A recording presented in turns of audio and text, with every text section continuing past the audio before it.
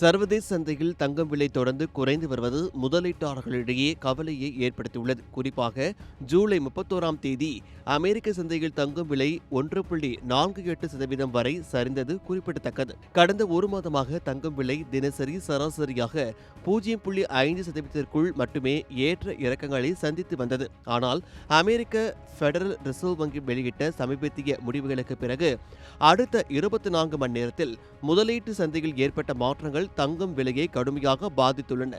இந்த சரிவுக்கு 2 முக்கிய காரணங்கள் கூறப்படுகின்றன.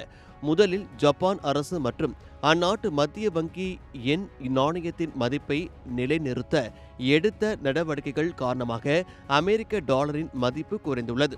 இதன் விளைவாக தங்கத்தில் இருந்த முதலீடுகள் தற்போது அமெரிக்க அரசு பத்திர சந்தையை நோக்கி நகர தொடங்கியுள்ளன. ஜூலை 31ஆம் தேதி வர்த்தக முடிவில் அமெரிக்க டாலர் குறியீட்டான DXY 99.80 சரிந்தது. அதே நேரத்தில் சர்வதேச ஸ்பாட் சந்தையில் 24 கேரட் தங்கத்தின் விலை ஒரு அவுன்ஸுக்கு 4042.67 அமெரிக்க டாலராக குறைந்தது. 1.48% வீழ்ச்சியை பதிவு செய்தது. மறுபுறம் 10 ஆண்டு கால அமெரிக்க அரசு பத்திரங்களின் வட்டி வருமானம் 4.745% உயர்ந்துள்ளது.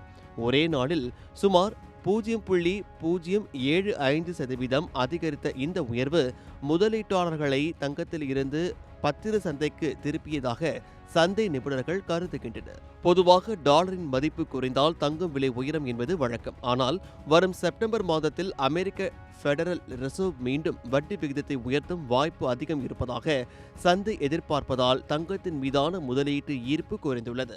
மேலும் உலகளாவிய போர் பதற்றம் குறைவதும் கச்சா எண்ணெய் விலை சரிவதும் தங்கத்தின் பாதுகாப்பு முதலீட்டு தேவையை குறைத்துள்ளதாக கூறப்படுகிறது. இதன் எதிரொலியாக சென்னை சில்லறை சந்தையிலும் தங்கம் விலை குறைந்துள்ளது. இன்று 22 கேரட் தங்கத்தின் விலை கிராமுக்கு ரூபாய் 35 குறைந்து 13,220 ரூபாயாக விற்பனையாகிறது. அதே சமயம் வெள்ளி விலையில் எந்த மாற்றமும் இல்லாமல் தொடர்ந்து 4வது நாளாக 1 கிராம் 235 ரூபாய்க்கு விற்பனையாகி வருகிறது. கிரியாஸின் அதிரடி ஆடி சேல் 70% வரை தள்ளுபடி. கிரியாஸ், இது நம்ம ஃபேமிலி.